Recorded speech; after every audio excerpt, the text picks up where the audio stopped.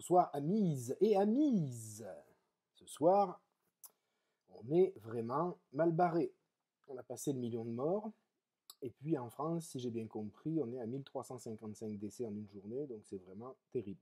Donc grosse journée dramatique. Mais continuons un peu nos réflexions, continuons un peu nos causeries. Donc ce soir, moi je suis dans un mix avec un peu de bière et un peu de whisky. J'appelle ça faire glou-glou. Un glou pour la bière et un glou pour le whisky. Les amateurs connaissent ça, bien entendu. Donc s'il y en a qui se demandent si je suis un pochard, non, hein, je ne suis pas du tout un pochard. Je suis ce qu'on appelle un bon vivant. Alors, quelques éléments à nous mettre sous la dent. Hormis la tragédie qui nous frappe réellement et dont les conséquences vont être, je ne sais même pas comment on peut les qualifier, je ne sais même pas d'ailleurs si on peut les envisager d'ores et déjà. Moi, il y en a une que je souhaite de tous mes voeux. Sincèrement, j'espère que ce qui se passe en ce moment en Europe va produire la chute de cette Union européenne de banquiers fumiers qui nous enfument depuis une trentaine, quarantaine, enfin même plus que ça, mais qui nous enfument et qui de toute façon n'ont apporté aucune solution, ont tondu les Européens comme des moutons. Donc ça, j'espère que si cette crise, malheureusement, peut servir à la destruction de cette Europe pourrie, ce sera quand même quelque chose de positif.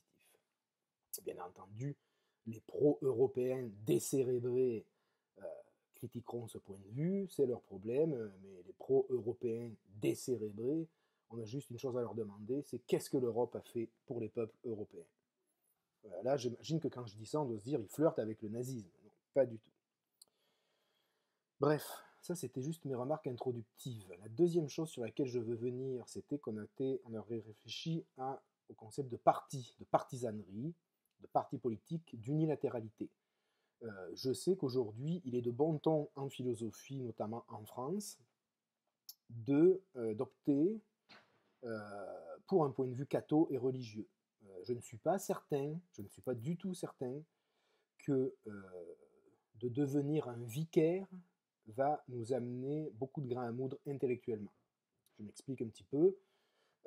La religion, le catholicisme, comme les autres religions, déploie ce qu'on appelle une Weltanschauung, c'est-à-dire une vision du monde. Et cette vision du monde, aussi sympathique qu'elle puisse être, moi personnellement, le catholicisme, ça ne m'inspire rien hormis une importance symbolique dans l'histoire de la pensée, etc., etc. Mais moi personnellement, je ne suis pas catho, mais bon, c'est pas le problème. Mais je veux dire, la Weltanschauung déployée par toute religion, catholicisme y compris, est unilatérale. Donc on revient finalement d'une certaine façon, même si on passe dans la religion, on revient au problème de l'unilatéralité, et puis quoi qu'on en dise, l'unilatéralité est là. Même dans une religion d'amour comme le catholicisme, on est quand même dans une unilatéralité de fait, et assumer des positions catholiques assez fortes aujourd'hui, c'est quand même assumer le concept d'hérésie, c'est assumer les bûchers, c'est assumer pourquoi pas la Saint-Barthélemy, enfin, etc., etc. Donc moi, quand je vois des intellos de gros calibre qui virent complètement catho, je leur dis, les mecs, enfin ils virent pas parce qu'ils y étaient déjà, je dis c'est quand même triste. Vous auriez pu penser des choses différentes, des choses plus fortes, et nous proposer des choses intéressantes, et non. Bon, ça c'est pas grave de toute façon. On est là-dedans, c'est comme ça. Donc ça, c'est pour dire, il ne nous faut pas un point de vue, nous, il nous faut pas, on n'a pas besoin d'unilatéralité, on a besoin d'omnilatéralité, on a besoin d'un point de vue arachnéen, c'est-à-dire de voir comme les araignées tout autour de notre tête. C'est ça qu'il nous faut. On peut amener des choses en travaillant sur l'histoire de la religion, comme manifestation culturelle, symbolique, centrale. Personnellement, je ne rejetterai jamais cette idée. Mais on ne peut pas utiliser la religion comme argument pour un monde nouveau. Voilà, c'est ça le problème. Comprenez-moi bien. Et ce que j'attends de penseurs, c'est qu'ils proposent quelque chose qui nous permette d'envisager un monde nouveau.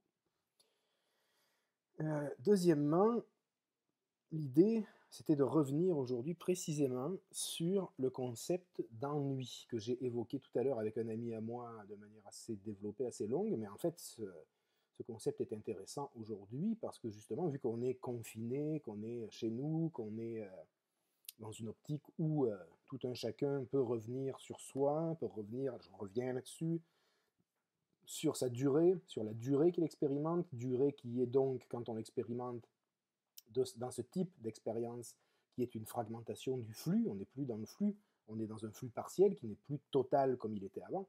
Donc ça, c'est le moment de se dire, voilà, pourquoi est-ce qu'on s'ennuie? Pourquoi il faut qu'on soit toujours actif? Voilà. Pourquoi devons-nous être toujours utiles? Donc je reviens sur des choses que j'ai déjà dites, mais qui me semblent importantes. L'utilité attendue de nos activités, de nos actions, c'est un concept qui est exclusivement, enfin pas exclusivement, mais qui est totalement lié au libéralisme forcené, au capitalisme, parce que justement, l'idée du capitalisme, l'idée qu'elle essaye de nous infuser depuis que le capitalisme existe finalement, c'est de dire il faut que vous soyez utile. Il faut que vous soyez utile à quelque chose. Mais ça, c'est tellement rentré dans la vie des sociétés qu'en fait, les gens qui se retrouvent par exemple sur le carreau parce que ils ont plus de travail ou parce que si, d'un coup ils sont désespérés, mais réellement, je veux dire désespérés dans le sens où il va falloir apporter probablement en plus d'une aide financière ici au Canada, une aide psychologique pour des gens qui se sentent inutiles. Pour ça, moi je trouve que c'est gravissime. Parce que comme je le disais, on n'est pas fait, moi je pense, on n'est pas fait pour fonctionner comme des machines. On n'est pas fait pour être dans une simultanéité totale et permanente, dans une instantanéité, dans une célérité. On est fait pour, de temps en temps, prendre du recul, prendre son temps, se dire, ah ben là je suis chez moi, je suis tranquille, je fais rien, voilà, je fais rien. Et puis c'est ça, je veux dire, l'idée, c'est de dire, parce qu'on ne peut pas penser, en fait on ne peut pas penser, voilà, c'est ça que je veux dire, on ne peut pas penser quelque chose comme de nouvelles formes politiques à partir du moment où notre esprit est obsédé par un ensemble d'activités, d'actions, de choses que nous devons entreprendre, faire, mener à leur terme, commencer, etc. Quand on est obnubilé par ce qu'on va devoir faire demain, ou ce qu'on a fait hier, enfin comme dirait Pascal, quand on est obnubilé par le futur ou l'avenir et jamais dans le présent finalement, je veux dire, on ne peut pas vraiment réfléchir, parce que la réflexion, c'est dans le présent qu'elle s'installe, c'est dans le moment. Voilà. Donc tout ça, là, c'est très, très, très, très, très problématique. Je sais qu'il y a des gens qui en souffrent réellement, c'est pas juste une rigolade, je sais que c'est des pathologies qui sont en train de se développer, liées à l'ennui, liées à l'inutilité, mais je veux dire, c'est des pathologies qui sont développées par un système qui pousse les gens à faire toujours quelque chose. Il faut être toujours en train de faire quelque chose. Même quand on est chez soi, peinard, mais moi d'ailleurs le premier, qu'est-ce que je fais? Je commence à taponner sur Facebook, aller voir mes mails, aller voir ci, aller voir là, une petite émission. Donc en fait, on est toujours en ébullition. Et là, le moment du confinement, c'est le moment où justement on se dit stop. On sort de ça, puis on profite justement du moment, de la durée, de cette espèce de modification de notre expérience interne du temps, pour penser, pour se dire, enfin ceux qui veulent penser, ceux qui ne veulent pas penser, ceux qui souhaitent profondément revenir comme avant, bon ben eux, il n'y a pas besoin de se faire chier, je veux dire, allez-y, emmerdez-vous, ennuyez-vous, puis ne vous inquiétez pas, de toute façon, les politiques, quand tout va redevenir normal, vont faire en sorte que vous retrouviez une utilité, voire même encore plus d'utilité qu'avant. Mais ça ne veut rien dire, ça. Quand on est à, je ne sais pas combien de morts sur la planète, mais plus de 50 000, je pense, là, mais je vais aller regarder tout de suite. Allons voir ça en direct. Parce que c'est ça aussi qu'il faut voir un peu. On est à 52 000 morts sur la planète, je veux dire. Bon, ben là, on est à un moment où, structurellement, on arrête tout. Donc ça, d'une part, c'était la chose sur laquelle je voulais revenir, parce que je trouve que c'est important d'arrêter de se mettre dans la tête cette idée que quand on ne fait rien, on perd son temps. Perdre son temps, ça n'existe pas dans la vie. On ne perd jamais son temps. Mais on voudrait nous faire penser qu'on le perd. En fait, on ne le perd pas, parce qu'en fait, fondamentalement, le temps, on ne l'a pas dans les mains, si on prend les choses d'une manière très très stricte. Là, je vous renvoie à des analyses magistrales qui ont été inaugurées notamment par Platon et Aristote, mais le temps, celui qui est mesurable, on ne l'a jamais dans les mains, tout simplement. Ce qu'on a, nous, c'est la durée. Ça, c'est différent. Mais j'y reviendrai de manière plus élaborée. Après, la deuxième chose, ou la troisième, je ne sais plus dans laquelle je voulais aller, c'est de dire quand on veut penser de nouvelles formes politiques, d'une manière, à la manière d'un artiste ou à la manière du processus artistique, d'un processus de création artistique. Pourquoi l'idée de création artistique est intéressante? Parce qu'en fait, elle fait sauter le principe d'individuation. Elle fait sauter ce que j'appelle moi le principe de surindividuation. Donc là, c'est ça qui est très important, c'est qu'en fait, quand on crée, pourtant, vous allez me dire, quand on crée quelque chose d'individué. On crée une chanson, on crée un tableau, on crée une exposition, on crée, etc., des choses comme ça. Donc on crée des individus, certes, mais toute cette création produit en fait ce que Nietzsche, enfin, toute cette production, tout ce processus de création, de contemplation, de la création, de réception, produit en fait ce que Nietzsche appelait une extase, une ivresse. Quelque chose en fait qui nous fait sortir de nous-mêmes. Voilà, donc c'est ça l'idée, c'est de dire que ce soit pour le créateur ou pour le récepteur, celui qui reçoit, moi je dis celui qui consomme de l'art, mais consommer de l'art pour moi ça ne veut pas dire consommer quelque chose comme on consomme dans un contexte ultra-libéral, c'est différent. On consomme de l'art parce qu'on doit s'en nourrir, comme on consomme un aliment parce qu'on en a besoin, si vous voulez, pas comme on consomme des jeux vidéo et un tas de merde dont on n'a pas besoin. Mais l'idée, c'est de dire le processus artistique et la réception de ce processus nous font sortir de nous-mêmes. Ekstasis, extase, ivresse, Dionysos, pour ceux qui connaissent un peu Nietzsche, et le texte sur lequel je m'appuie, à savoir l'origine de la tragédie, de dire en fait, bon, lui, Nietzsche disait que la tragédie était justement un processus dionysiaque de rupture de l'individuation. Bien nous, c'est exactement ce qu'il faut que nous fassions, que nous recevions et que nous produisions. C'est-à-dire que dans la manière dont on doit produire, créer des formes politiques, il faut que nous soyons dans l'extase, dans la sortie de nous-mêmes. Sortir de soi, ça veut dire être ailleurs. C'est une hétérotopie, d'une certaine façon. On est dans un autre lieu que nous-mêmes, et cet autre lieu, c'est la création qui nous y amène. Ça, c'était pour clarifier la chose un peu, parce qu'il me semblait que j'avais été un peu trop allusif en ce qui concerne ce que je voulais dire vraiment par création. Qu'est-ce que ça nous amène? Ça nous amène à, presque envie de dire, rompre avec l'individuation, parce que l'individuation et la surindividuation technique et technologique, c'est ce qui nous bouffe aussi, je veux dire. C'est ce qui fait qu'on est tous plugués sur nos portables, sur nos ordis, sur tous nos petits machins technologiques, sur nos télés, sur les chaînes, sur Netflix, qui fait que on est assujetti par ces choses-là. Elles nous gouvernent, elles nous dominent. D'ailleurs, très important, mais là il faudrait revenir sur Foucault. Là. Foucault d'ailleurs n'est jamais très loin de moi. Hein. Il est là. Il est là, vous ne voyez pas, mais moi je le vois. Là j'y caresse le crâne. Là je caresse son crâne. Il a sa tête, sa grosse tête, sur mon épaule, puis moi je caresse son crâne. Quand je parle de Foucault, je parle de Michel, je ne parle pas de Jean-Pierre, on se comprend. Mais toutes ces bébelles, tous ces petits jouets avec lesquels nous nous amusons, avec lesquels nous nous individuons, parce que ça, par exemple, c'est mon iPhone, et puis mon iPhone, c'est mes empreintes digitales qu'il allume. C'est moi, c'est individué. Voilà. Et en fait, c'est plus qu'individué, c'est surindividué. Je ferai la différence entre l'individuation et la surindividuation un peu plus tard. Je veux dire, on est surindividué par notre environnement technologique. Mais ça, c'est un instrument de domination formidable. Je veux dire, Macron en a rêvé, et puis les autres, les techniciens, les technologistes, les technopères, on pourrait dire, pour reprendre le titre d'une extraordinaire BD, les technopères ont produit ce dont Macron rêvait, je veux dire.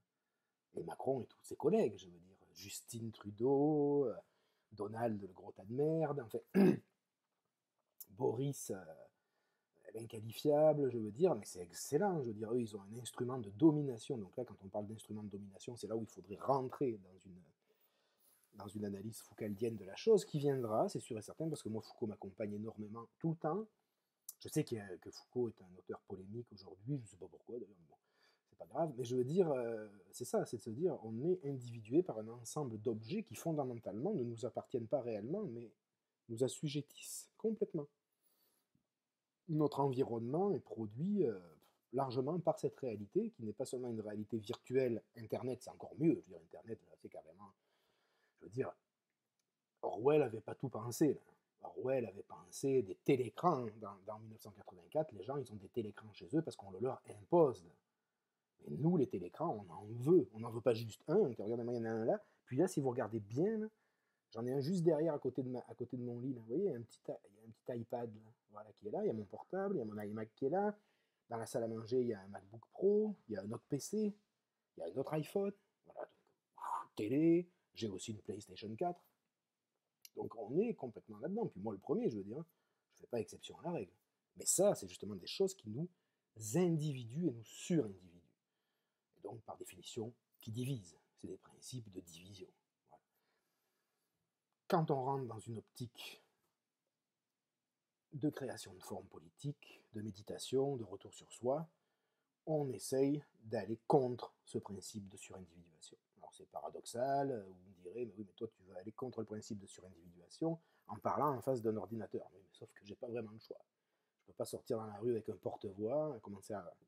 Parce que là j'irai en tôle, enfin, etc. Vous voyez, c'est ça. Hein. C'est-à-dire que c'est à double tranchant.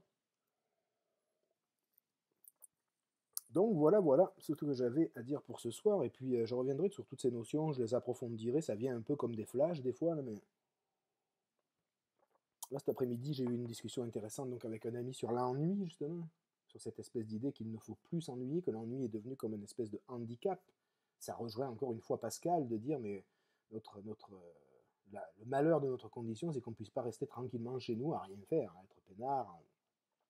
Bon ben ça c'est sûr que dans un monde comme on le vit, là on est dans la suspension un petit peu, mais quand on voit comment ça se passait avant et comment ça va probablement, ou comment on va essayer de refaire après, parce qu'il ne faut pas oublier qu'il va y avoir une reprise, et c'est sur cette reprise qu'il faudra être attentif. Mais moi j'invite les gens à penser justement, mais à commencer à penser, parce qu'on me demande, on me dit oui, mais là, il faudrait que tu fasses des propositions, tu sais, des propositions, comme qui dirait des propositions pour changer le monde. Mais oui, je peux en faire des propositions pour changer le monde. Mais avant de commencer à faire des propositions pour changer le monde, il faut commencer à nous positionner différemment par rapport à notre propre intensité personnelle, par rapport à notre propre flux, par rapport à notre propre durée, à notre propre existence.